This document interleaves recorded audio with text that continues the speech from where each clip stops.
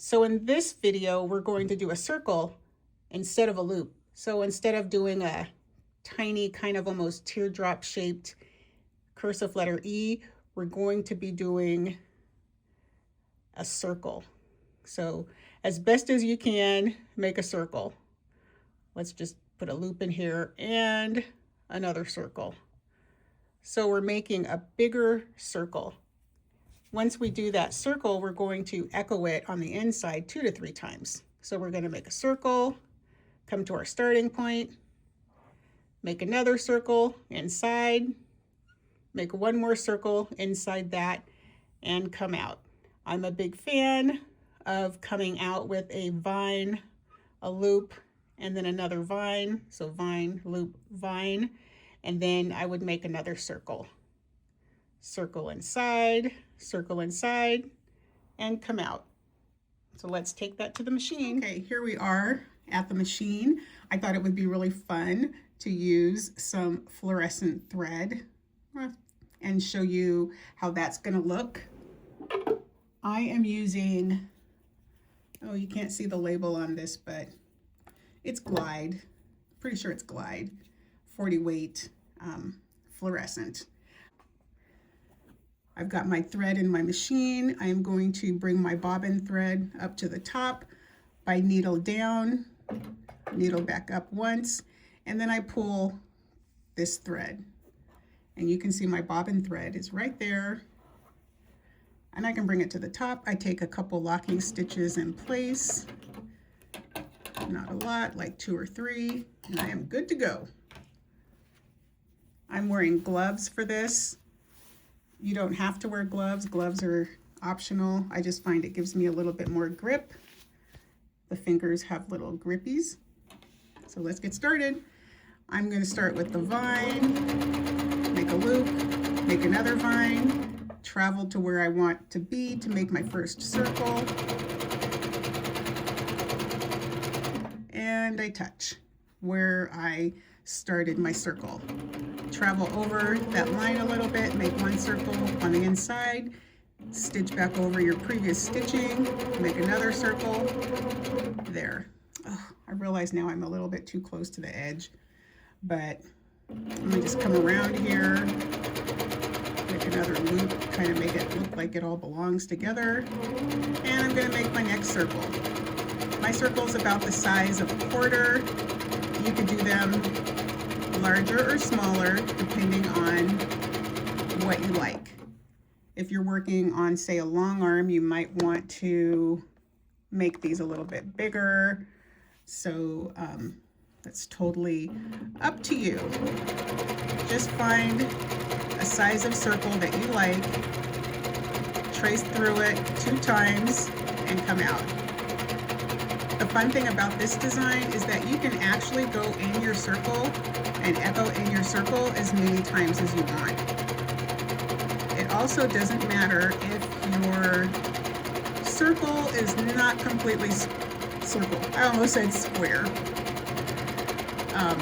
In the end, it's all going to work out.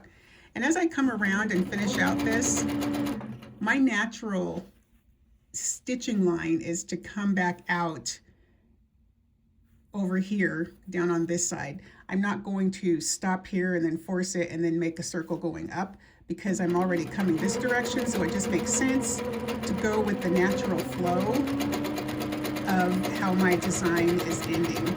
So circle 1, circle 2, come back around, out, and loop. I like doing things on a loopy vine.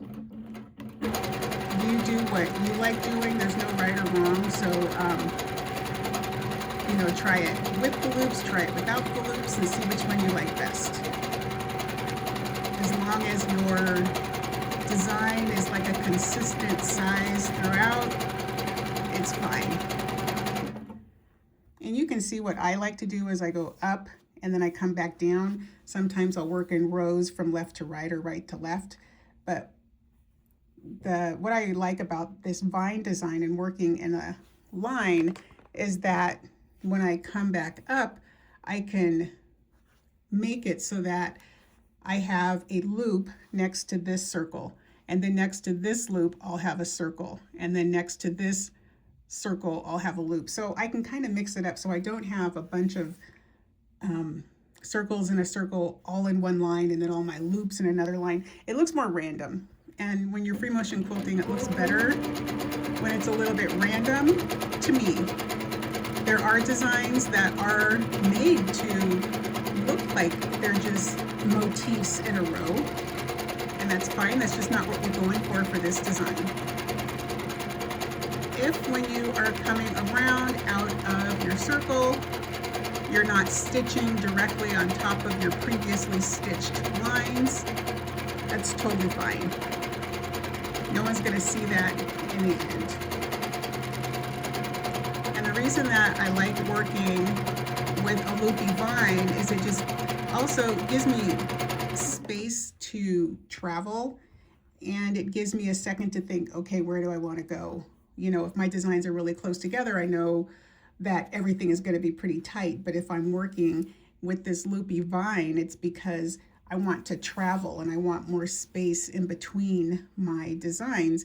And as I come out of my loopy vine, I can say, okay, this is where I want to end up, and just start there. Travel over, I come out. And as you can see, like I had said before, I try to alternate them, so it's circle, loop, circle, loop, circle, loop, you know, so that they're not all in a straight line.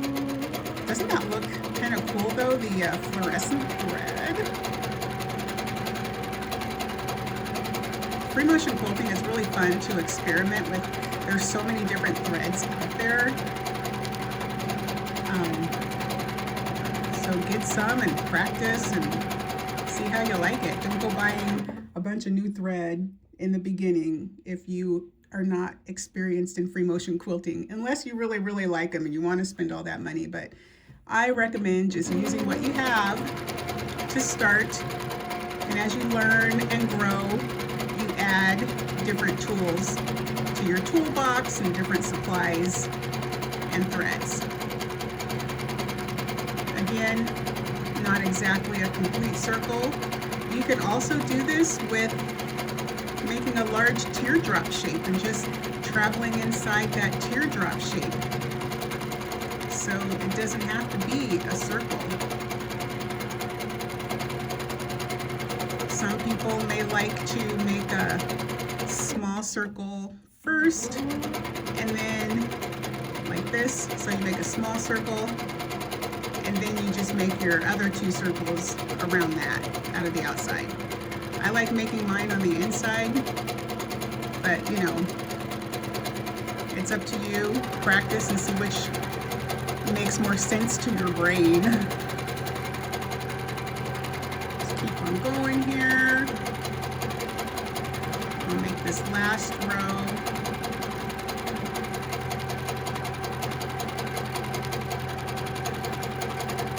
Let me just keep on, and then I'll meet you back here at the end.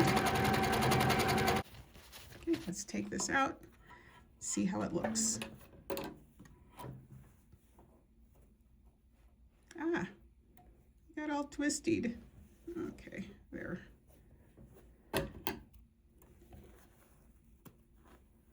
Oh, look what happened.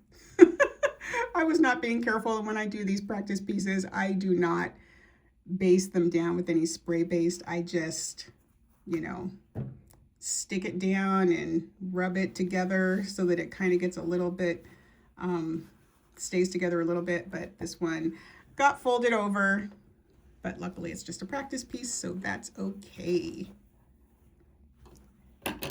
And there you have your circle in a circle motif. This is a great design for an edge to edge on your quilt. It moves so quickly, and it's fairly simple. Nothing complicated to remember. So I hope you give it a try. Remember to like and subscribe for more quilty content. Bye.